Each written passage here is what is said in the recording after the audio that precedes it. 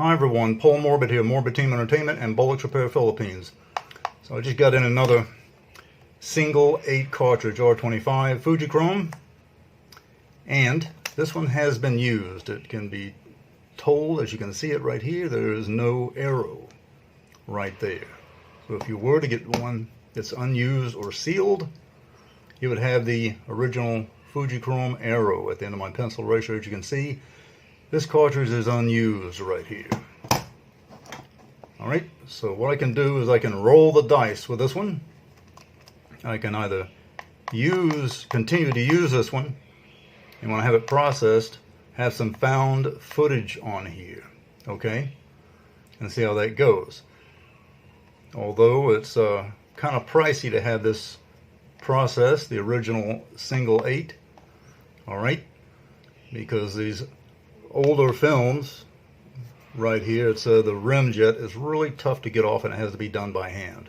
That's really pretty much what it breaks down to, okay? And if you want that really trashy look like I do, I like to use this stuff, alright?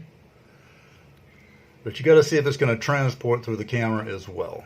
Or what you can do is simply remove this stuff, okay, not use it at all, and go ahead and put the Super 8 film into it, is what you can do. So those are the choices. But whatever you or I do choose to use, which I'll probably go ahead and continue to use this, alright, is when you have a good collection of them, like myself, you can go ahead and take the cartridges and drop them into a nice sealed container and lock them up. Now if they've got film on them, put them in the refrigerator, of course. Alright? But if not, it's just the empty cartridges. Go ahead and put them in a dust-free, lock-tight box just like this, and put it in your studio. And that way you're good to go. So remember, if the film in here is too old, you're having too much problems with it in the camera, or you put it through a system, you try to wind it or something like that, you know, it's just going to give you too much trouble. It's going to be worth just to put the Super 8 into it, alright?